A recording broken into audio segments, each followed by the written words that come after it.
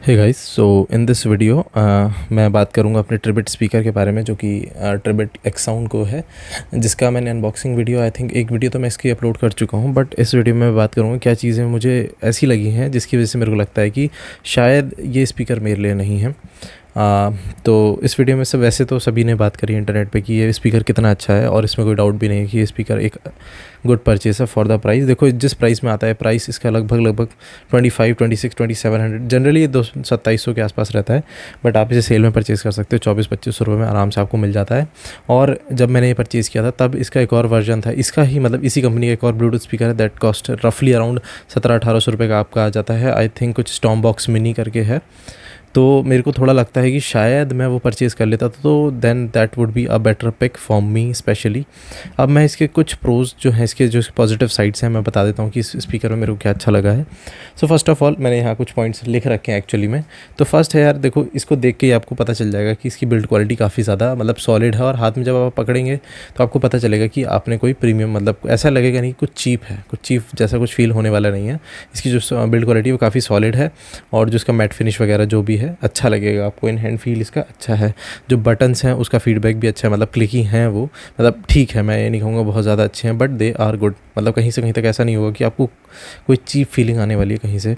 ठीक है, नेक्स्ट इसका जो मेरे को एक पॉजिटिव साइड लगता है दैट इज़ कि 2024 वर्जन में, मतलब इसके लिए तो मैं श्योर हूँ कि इसमें मैं यूज़ करता हूँ एक्चुअली में, तो इसमें ऐप का सपोर्ट दिया हुआ है। ऐप के सपोर्ट में आप क्या कर सकते हैं, इसके जो स्पीकर है इसमें बहुत सारे मतलब ऑन करते हैं, ऑफ़ करते हैं, या फिर पेयरिंग होती है, तो जो स्पीकर साउंड्स होती हैं उन्हें आप कस्टमाइज़ कर सकते हैं। कस्टमाइज़ यानी कि ऑन या ऑफ़ कर सकते हैं, कि जैसे फ़िलहाल में मैंने इसे ऑफ़ कर रखा है। जब मैं इसे देखो ऑन करूँगा तो ये कोई भी वॉइस नहीं करेगा, बिकॉज़ मैंने क्या कर रखा है, इसमें इसे ऑफ़ कर रखा है इसकी स्पीकर साउंड्स को। ठीक है, और बैटरी लो वगैरह होता है तो भी मतलब इसकी साउंड्स हैं मैंने बंद कर रखी हैं। अब ऐसा नहीं कि इसकी जो, और इसी के साथ मेरे को ये याद आता है कि जैसे आप कर सकते हो, क्योंकि मेरे को बिल्कुल भी नॉइज़ वगैरह पसंद नहीं है।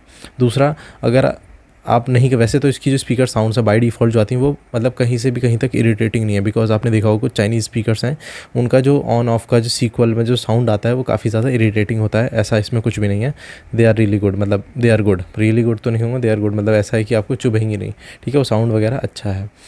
ऐप का सपोर्ट है, उसमें इक्वलाइज़र वगैरह दे रखा है आपको। ठीक है, तो आप वहाँ पे बहुत सारे प्रीसेट्स हैं, और आप कस्टमाइजेशन भी कर सकते हैं इसकी वॉइस में को लेकर, तो वो एक अच्छी बात है इस स्पीकर में। सेकेंडली है इसकी बैटरी लाइफ कहूँगा कि मतलब it's good, it's not that really good, मतलब ऐसे रियली गुड वाली रेंज में नहीं आएगी, लेकिन हाँ 8-10 घंटे आपका आराम से चल जाएगा। 60-70% वॉल्यूम पे भी आप चलाते हो तो 8 to 10 आवर्स आपका ईजिली चल जाएगा। कंपनी क्लेम करती है 24 आवर्स, बट हाँ 12 घंटे तक तो आप आराम से खींच लोगे इसे, और बिल्कुल मैक्सिमम वॉल्यूम पे बजाओगे तो मतलब 10 घंटे से भी नीचे कम बजेगा। वो जो 24 आवर्स का जो क्लेम है, आई थिंक 50% वॉल्यूम या 38-40% वॉल्यूम पे आप अगर आप प्ले करते हैं देन आप बजा सकते हो, 24 आवर्स तक भी ले चल जाएगा। मेरे को ऐसा क्या कहते हैं कॉन्फिडेंस आता है। बट मेरे केस में मैंने कभी वैसे तो मेज़र नहीं किया, क्योंकि मैं एक बार चार्ज कर लेता हूँ, हफ्ते 10 दिन 15 दिन ही चल जाता है। बिकॉज़ मेरा कभी कभी का मतलब कुछ सुनना है तो इसे प्लग कर लिया, कुछ वेब सीरीज़ वगैरह देखनी है तो, या कुछ मूवी देखनी है तो प्लग इन कर लिया, तो उस केस में काफ़ी अच्छा चल जाता है। मतलब एक हफ़्ते में मिनिमम एक बार मेरे को चार्ज करना पड़ता है मैक्सिमम।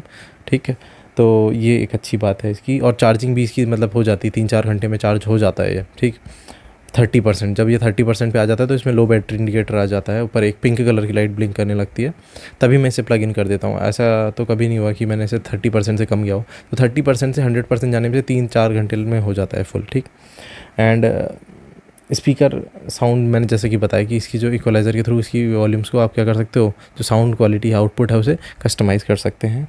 ब्लूटूथ पेयरिंग और जो इसकी रेंज है वो भी काफ़ी अच्छी है। मतलब मेरे रूम से मतलब इस घर के जितना भी एरिया है पूरे घर में मतलब आराम से कवरेज रहती है। मतलब अगर आपका घर 1000 स्क्वायर फीट में भी है तो कवरेज की आई थिंक कोई प्रॉब्लम नहीं होनी चाहिए। इवन मैं एक फ्लोर से दूसरे फ्लोर पे भी चले जाता हूँ तब भी इसकी कवरेज मतलब इतना कनेक्टेड रहता है। तो ब्लूटूथ में कुछ भी ऐसी कोई प्रॉब्लम नहीं है। ब्लूटूथ आई थिंक 5.4 आता है, और ये 2 डिवाइस से साइमल्टेनियसली कनेक्ट भी हो जाता है, तो वो कोई दिक्कत नहीं है। और ये एक वाटर रेजिस्टेंट है, मतलब इसमें एक बार पानी चले गया था, मतलब पानी में भीग गया था ये अच्छे से, और बारिश में भी कई बार मैंने यूज़ किया है, तो वहाँ पे कोई दिक्कत मेरे को देखने को मिली नहीं कि कुछ मतलब इसमें कुछ प्रॉब्लम आई हो। तो ये सारे तो इसके पॉजिटिव साइड्स थे। साउंड मैं कहना चाहूँगा कि अगर आपको ऐसा म्यूज़िक पसंद है जो बहुत जिसमें वोकल्स वगैरह हों, मतलब जहाँ इंस्ट्रूमेंट्स वगैरह हों, आपको अच्छा लगेगा, मतलब इट्स गुड। अब मैंने कह रहा कि बेस्ट है because I have listen to दो स्पीकर्स जहाँ साउंड क्वालिटी इससे भी बेटर है, मतलब वोकल्स में और भी ज़्यादा क्लैरिटी है। ऑल्दो इसमें कोई भी कमी नहीं है, मतलब इवन आप 100% वॉल्यूम पे भी बजाओगे तो भी इसमें डिस्टॉर्शन नहीं है, ठीक है। तो अब बात कर लेते हैं इसके जितने भी नेगेटिव्स हैं जो मेरे को लगा कि आई थिंक ये स्पीकर मेरे लिए नहीं है। तो फर्स्ट ऑफ ऑल यार, मेरे को ना ऐसे सॉन्ग सुनना पसंद है जो मतलब बहुत ज़्यादा एनर्जेटिक हो, जिसमें बहुत ज़्यादा मतलब थोड़ा बहुत बेस हो, या फिर एनर्जेटिक सॉन्ग्स, कभी कभी पंजाबी सॉन्ग्स में सुनता हूँ। तो उस पर्पज़ के लिए आई थिंक कि ये स्पीकर नहीं है। अगर आपकी कोई ऐसी एक्सपेक्टेशंस है कि आपको पंजाबी म्यूज़िक सुनना पसंद है, रॉक म्यूज़िक सुनना पसंद है, जहाँ इंस्ट्रूमेंट बहुत मतलब एक बेस वाले जो सॉन्ग्स होते हैं, मतलब मैं ऐसे नहीं कह रहा मेरे को बहुत ज़्यादा बेस पसंद है, बट आप समझ रहे हो एनर्जेटिक सॉन्ग्स, तो शायद ये उसके लिए बिल्कुल नहीं है। बिकॉज इसको सुनने के लिए आपको ऐसे सॉन्ग्स होने चाहिए जो मतलब वोकल्स वगैरह जहाँ इंस्ट्रूमेंट्स हों, मतलब धीमे धीमे, जैसे सतिंदर सरताज वाले जो सॉन्ग्स होते हैं उस टाइप के सॉन्ग, रोमांटिक सॉन्ग्स हो गए, ये सब अगर आपको सुनना पसंद है तभी अच्छा है। अदरवाइज़ मतलब अगर आपको पंजाबी वगैरह सुनना, रॉक म्यूज़िक सुनना पसंद है, तब आपको उतना अच्छा नहीं लगेगा। Because after 80% of the volume, 80% तक तो इसका ठीक ठाक बेस आता रहता है, मतलब वो पंच दिखेगा आपको, और 80% के बाद ना जो इसका वॉल्यूम है और जो इसका बेस है वो काफ़ी ज़्यादा टेपर डाउन हो जाता है। बेस वहीं का वहीं रहता है, वॉल्यूम थोड़ी सी इंक्रीज़ हो जाती है।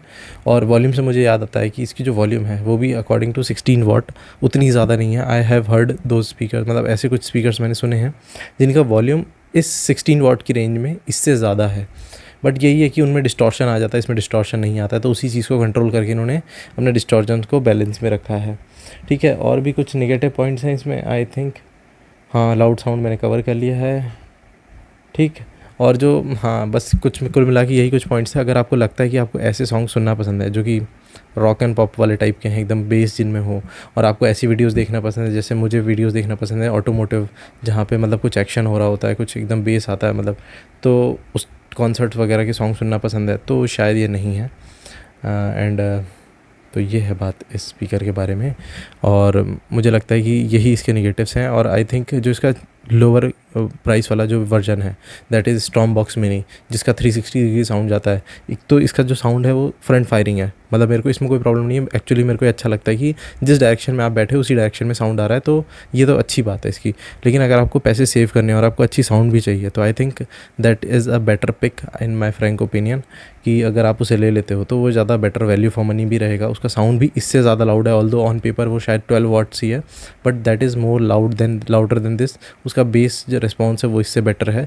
तो ओवरऑल आप वहाँ मनी भी सेव करोगे, और आपको अगर सॉन्ग्स पसंद है पंजाबी वगैरह टाइप, तो वो ज़्यादा बेटर आपको लगेगा, क्योंकि उसमें बेस रेडिएटर्स दिए हैं बोथ द एंड्स, तो उसका साउंड इससे बेटर है इन माई फ्रैंक ओपिनियन। मतलब मुझे ऐसा लगता है कि वो ज़्यादा बेटर है।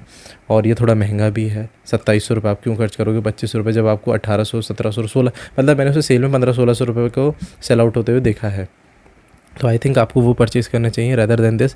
बट अगर आपको वोकल्स वगैरह पसंद हैं, ऐसे कुछ सॉन्ग्स पसंद हैं जो मतलब मधुर मधुर टाइप वाले, तो आप ज़रूर इसके साथ जा सकते हो। इट्स नॉट डिसअपॉइंटिंग, मतलब बहुत अच्छा स्पीकर है, इसमें कोई कमी नहीं है। इट इज़ जस्ट दैट कि हमारी नीड क्या है। अगर हमारी नीड को फुलफ़िल करता है, आपकी नीड को फुलफ़िल करता है, तो I think you should go for it.